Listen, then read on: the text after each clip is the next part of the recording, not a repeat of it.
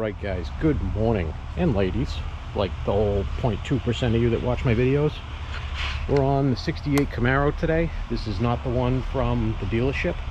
This is a customer car that we found for this guy. Very nice, clean driver, 302 4-speed. We are putting in a cold case big block radiator. Now, the original radiator is over there. You can see it's much smaller. The difference with the big block radiator, first of all, the difference with the cold case radiator is a bigger, thicker core. But with the big block to small block, the difference is about 2 inches more of core, which everything fits in the engine bay and on the radiator support. You just have to drill new mounting holes. I believe the big block core supports have a different mounting hole set up. So I've got it clamped in right now, so I've got to drill my holes, and then I got to pull it out because I have some wires to move. Then we're going to be stripping out all of the vacuum stuff for the Hideaway headlights, because we've got a nice electric conversion kit over here from Detroit Speed, and I'm going to be putting that in today. I might not be able to get all of this done today. It's probably going to take me a day to do it, just because there's a lot to take apart and I don't feel like rushing it. And we also got to pull the rug back out of that now that it's sat and formed to the floor nicely, and scrape up the rest of the residual jute padding that's underneath there, so we can kill mat that, which same thing as Dynamat, kill mat, it's all the same stuff, just different brand name. But it's been a good 2-week vacation, and I'm back now. 2-3 weeks actually. If you didn't see my last short, got this nice scar up here that goes all the way up here. Injured myself pretty decently. Nice 4-inch gash all the way down to the bone. I'll put a little picture up here. If you're squeamish, look away right now. It was gnarly. 24 stitches total. They came out 7 days after. I heal extremely quick for some reason, in every way except emotionally, I guess. So we're going to catch up on some stuff here and get as much of this stuff done at the shop as I can before I head back to regular work. But like I said, I've got this clamped in now. I've already checked my hood clearance for everything. It's all mint. So I just have to drill my 2 top mounting holes. Then I'll have to move some wiring. Then we can bolt these in. Then I can drill my 2 bottom holes and get that in. Hook the hoses back up. Put some coolant in it. So this car, I believe the owner is going to do a sniper and a hyperspark, because it drives and runs good, but it could be a lot better. And we just convinced him, just do fuel injection. What the hell, why not? I mean, you've already got an MSD and an aftermarket distributor in it, so might as well just go the full boat. In tank, fuel pump, returnless, the whole 9 yards. We're going to do that. And he said, well, let me know if you think there's any other things we can do. So I priced out the whole QA1 front suspension kit, QA1 rear shocks, the double adjustables in the rear, and double adjustable coilovers in the front, sway bar. We're going to be pulling the rug out of this in the front. He's getting a ton of heat from the transmission tunnel, so we are going to DEI heat wrap that, the nice gold stuff. So that's going to be mint. He's got a seat belt that's screwed, so we're going to be replacing the front seat belts. And I just got a bunch of little odds and ends and do on it. So let me get to drilling these mounting holes, and then I can strip out some vacuum lines, and then I can get this thing fully bolted in, pull it outside, let it warm up. Alright, so I got my main mounting hole drilled. As you can see, it's not too far over from the actual mounting hole. Like I said, it's only a 2-inch wider core, so got about 1 inch on this side, 1 inch on that side. What I got to do now, these are my wires for my fan control that go to my trinary switch. I've got to take these out of here and move them over here behind the battery, because the previous guy put them here, which works with the factory radiator, but it's obviously not going to work with this one because my bracket's going to go right on top of those. So I'm going to do that, then start removing this vacuum hose stuff, and then final bolt this radiator back in. Okay, so the radiator is mounted in there. My hoses are hooked back up. I just got to put my overflow hose on. All of my vacuum equipment is removed. All the hoses are removed for all this front stuff. The only thing I have to take off now are the actuators that are down under the fender well. And I've got to just trace these back and remove these and cap off those vacuum lines. And we can pull this thing outside, put some coolant in it, let it warm up, make sure everything cycles good, and it all is 100%. All right, she is up to operating temp. The fans have cycled. I need just a little bit more coolant to top that off, but she's ready to go. The idle is a little high because it no longer has the high idle plunger for the AC and stuff, but that'll be remedied when we put the sniper on it and it does its thing with the IAC. But it's a cool car. Sounds great for a 302, and it's nothing crazy on the camshaft. But I'm gonna pull her back in now, order some coolant to get delivered, and see what I gotta do on it next. Okay, so the coolant system is done. So this didn't have a problem before. It wasn't overheating or anything. He just wanted to put in a bigger aluminum radiator if there's one that would directly bolt in, which I don't blame him for that. Especially, I mean, we've had some 110 degree days here in the summertime now. It's almost like Utah, like the colder part of Utah. And that thing has seen better days. When I did drain that radiator, it was just full of shit, rust, corrosion, whatnot. And I mean, those are some pretty widely spaced fins. The cooling capacity just isn't anywhere near what these newer, bigger aluminum radiators are. So we have added Dakota Digitals into the pricing. We're just waiting for him to say what he wants to do on it. But what I'm going to do now is go answer my phone, but then we're going to pull apart this electric conversion for the headlights and start laying that up. Okay, with this kit you get your harness. They give you pass-through plugs, zip ties, your instructions. This is your left and right motor housings or motor assemblies for the housings. This is your control box. So the Z28 at work has this same kit in it. This mounts on existing holes up inside. I forget which holes they are. There's something off of the brake pedal mount. And you use, I believe it's the blue wire off of the headlight switch to trigger this box. And then this is internally, what's the word I'm looking for? Load sensitive, so it knows when it's all the way open to stop power, when it's all the way closed to stop power. It's a pretty basic system. It's just installing all this stuff is not as basic.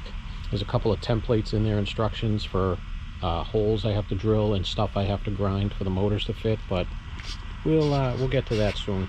All right, I have stripped the rest of the vacuum actuator system out, which is just your two big actuators in here. Everything is down there. We've got nice free moving doors. If you notice, this one's really super free. This one's not. It's got a little bit more tension on it.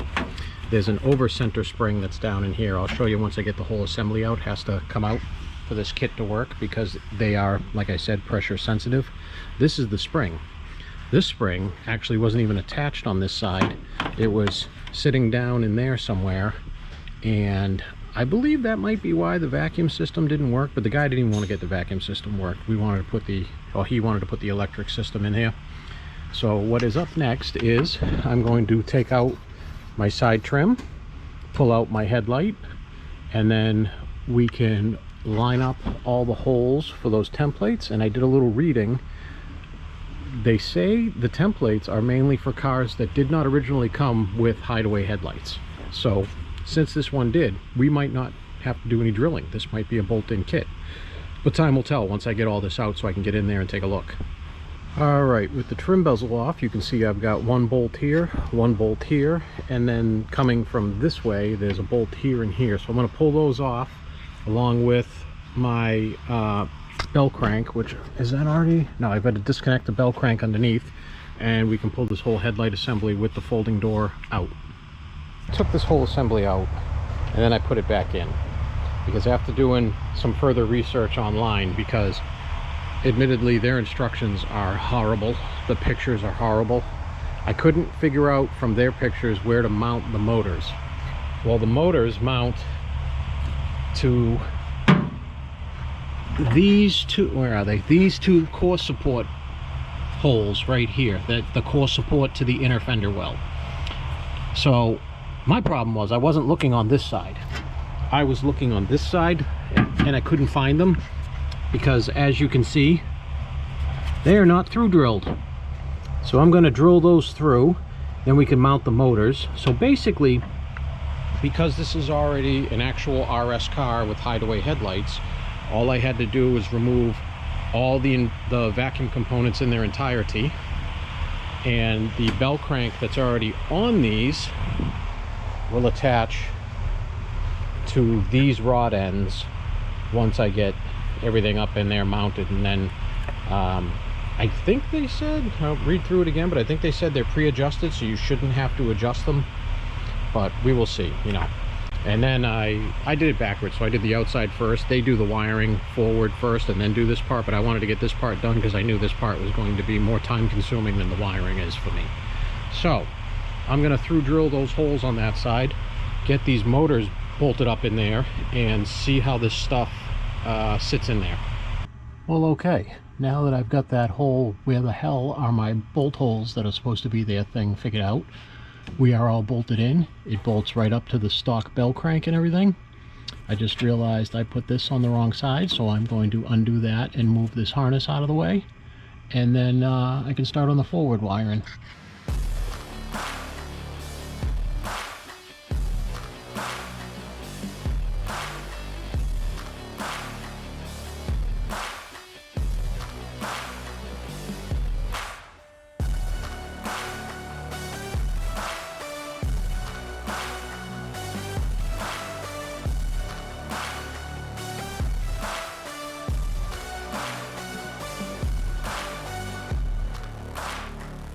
Well, all right, not too shabby.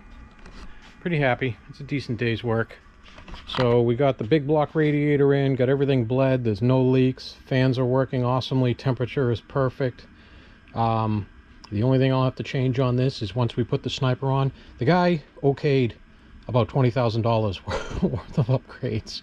We are doing everything I mentioned earlier: the full suspension, fuel injection, in-tank pump, hyperspark, everything. This car is going to be amazing. It's good. That QA1 setup is going to handle awesome. But yeah, the only thing I will have to do once we get the sniper on is I'll have to do my 3 relay setup for high-low fans, because right now these are set up to be high speed all the time. You know how I feel about that. But yeah, getting these in and done, that was awesome. The interior is all back together. One good thing they tell you in the instructions, the only thing I have to do is hook up my ground and permanently hook up my full-time power. I just wanted to get this done today. It's 5 o'clock. I want to go home. But if you take this vent out, you can get your headlight switch out to do the wiring you need to do in there. And they attach the module down here to the brake support column, steering column brake support. I didn't like it. It's so much crap there, and I had a ton of room right up here, so it is tucked right in there, and it's perfect. We got awesome headlight operation, awesome door operation, so couldn't be happier with that. Didn't do anything on this today, but Noah did. So this is getting on top of the interior stuff I told you about. It's getting a Raptor liner. So he started on that today, and we were able to get the 75K10 over into the spray booth. So he's going to spray that tomorrow. This is the hood. Obviously the center isn't sprayed because this is getting the factory, what do you call it, insulation. But the bed is over here. So I showed you the doors before, the color scheme this is going to be. But here's the bed. This one is not getting Raptor lined, and it's pretty glass. It looks dirty here, but that's the reflection from the ceiling here, because me looking at it right now, it's just all this Brandywine color. So, and then I believe once he sprays the interior of the cab, then he'll be doing this as well. But that's a day for me. So I'm going to head home now and have some chicken fettuccine alfredo and tomorrow when I come in, what do I got to do on this? I don't know. I think we're waiting on parts now. So I might get going on that and start stripping all that old jute out of there and getting that interior in. I don't know where he put all the seats over there covered. I was going to show you. One cool thing I did notice. So these Goodyear Wrangler mud trains, I was looking at them. I'm like, I haven't seen a tread like this, you know, on Goodyear mud terrains, Wranglers. This is military spec tire.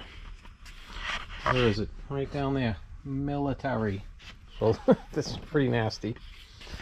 And yes, he's getting rid of these wheels and tires for these because he wants to do more of an old school look, or, you know, period correct. This is the old headliner. So it had a brown seat, brown headliner. You've seen the seat over there. The new headliner is over here. We are actually going to get some fabric and recover it because there's nothing wrong with it. This is the top side of it, so the underneath of it is black to match the interior, but we want to carpet it because carpet looks a lot better than just, you know, the black cardboard covering, how they come like that.